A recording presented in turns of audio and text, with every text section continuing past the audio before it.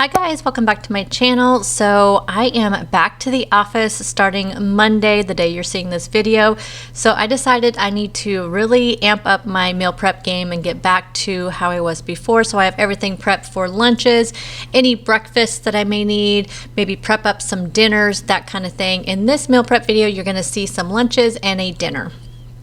First up, we are going to go ahead and get some bacon cooked. For one of my lunches this week, I want to do some like club wraps. So I'll be doing some lunch meat with a couple pieces of bacon, some avocado, wrapped in either a lettuce leaf or wrapped in one of my Olay Extreme low carb wraps. So regardless, I need to get some bacon cooked up. Plus I am going to be making a broccoli salad here in a second, and I need to have some crumbled up bacon for that. So we're going to go ahead and cook this at 375 for about 15 minutes. This is a thick sliced bacon, so it may take a couple minutes longer than the normal like 15 minutes that regular bacon takes. For one of my dinners this week, actually it's tonight, I'm going to be making carne asada. So I wanted to go ahead and get that marinating so I didn't have to worry about that later on today. So I'm going to go ahead and chop up some veggies first. I need some jalapenos and then also some cilantro. So that's going to go ahead and go in there. And then the recipe called for lemon, lime, and orange. So I didn't have any limes, so I'm going to go ahead and zest up either 1 or 2 limes. I think I ended up only doing zesting up 1 lime and then also squeezing the juice out. And then I have these little like cutie like tangerines, so I was going to see how that's going to work out, and actually did work out pretty good. So I'm going to go ahead and zest up 1 whole lime. I got my fingernail. Do you guys ever do that when you're zesting? Oh my gosh, I do it every time. So I'm going to go ahead and zest up 1 whole lime and then also the tangerine and put that into the bowl. So I have the zest and the juice in there along with the cilantro and the jalapeno. I didn't get a lot of juice out of that lime, so I went ahead and just put in some fresh lime juice I had in the refrigerator as well. And now we're going to go ahead and add in some apple cider vinegar. I will have the recipe that I'm using down below in the description box so you can see the measurements, but I believe this was either 2 or 3 tablespoons. This is a ½ tablespoon that I'm using here, so it was 2 tablespoons of apple cider vinegar. Then we're going to need a 1/3 cup of oil, whatever kind of oil you're using. I'm using avocado oil, so I'm just going to put a 1/3 cup of that in here. Then of course you cannot forget the minced garlic. I never measure out my garlic. I usually end up doing about 1 to 2 like heaping tablespoons. So I did 1 like heaping tablespoon right there for the garlic. And then we're going to add in some cumin. Again, I don't ever measure this, but I would say probably about a teaspoon of cumin. Whenever I make carne asada, I just get this, I think it's called carne picado at Walmart. I just get it's already all cut up and everything for you. Just gonna go ahead and add that in there. And then this bowl ended up not being large enough, so I went ahead and switched over to a Ziploc bag. Now that I have everything in the Ziploc bag, I'm just gonna add in some pepper and then also some pink Himalayan salt. I'll be having some bell peppers grilled up with this carne asada, so I'm gonna go ahead and just slice up a red, orange, and green bell pepper into little slices, and then I usually marinate this in a little bit of like Italian dressing. So I have some sugar-free Italian dressing, and I forgot to show you guys that, but that's what I put into the Ziploc bag with the vegetables. That's how I've always made my either fajitas or carne asada. Next up, we're going to make this beautiful broccoli salad. So of course the first thing we need to do is cut up a crown of broccoli. I think that's what it's called, right? Crown head of broccoli. So I have 1.5, like one of them was pretty small, and then I have a pretty good size broccoli. So it ends up being about 4 cups or so of cut up broccoli. And you are going to be eating this, you know, raw, so you want to go ahead and cut it up pretty small. And then I have some red onion and some green onion here. I have a 1/4 cup of red onion and probably about 1/8 cup of green onion. And now I am adding in 3 slices of that chopped up bacon that I cooked in the oven. And again, this is the thick sliced bacon. And now I'm going to add in the kind of the dressing for it. So I have some plain non-fat Greek yogurt. I'm going to do a 1/4 cup of that. I'm kind of trying to cut down on fat a little bit, so I'm using a Greek yogurt in place of mayonnaise. But I'm going to be doing some mayo too. But I'm just halving the half Greek yogurt, half mayo.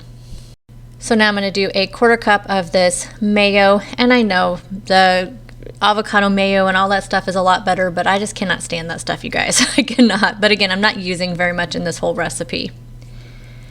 And now we're going to add in some white wine vinegar. I believe it's about 3 tablespoons, but I will have the recipe written out down below in the description box. I don't have a link to this recipe or anything, so I'll just go ahead and write everything out for you, everything you need and all the ingredients and everything. Next up, we're going to add in some sunflower seeds. I'm doing a 1/4 cup of sunflower seeds. And then we need some we need a little sweetener. So I'm just doing about a teaspoon of a sweetener. This is the pure sweetener, this erythritol stevia blend. And now we're doing some cheese. So I have some sharp cheddar cheese here. I'm going to put a cup of that in the bowl. And then we are going to go ahead and mix it up really well. Get that all mixed up. And I don't remember if I showed it or not, but I am going to be adding in a little bit of pink salt and pepper as well. But doesn't that look absolutely amazing? And I'm going to go ahead and put it in my meal prep containers here. So I ended up doing 5 meal prep containers, and then I had about a serving left. So this makes 6 servings, and I did put it into my carb manager so I can track it. Next up, we're going to make this chicken salad. This will be my second lunch option for the week. I'll have this either in a lettuce wrap or with some veggies. And these are the veggies I did end up cutting up for my chicken salad. So I'll either scoop my cucumbers in there or my bell pepper. So first up, I want to go ahead and chop up some green onions that actually I'm using in a couple different recipes, and also some red onion. And I'm just using this chunk chicken out of the can. I know some people don't like that, but I never have an issue with it. You just want to make sure you shred it up really well, because in the can, it's just big old chunks. So I'm just going to go ahead and shred that up. And we're going to add in some salt and some pepper, some pink salt and pepper. I like to have a lot of crunch in my chicken salad, so I have some celery, some some red onion, and some green onion.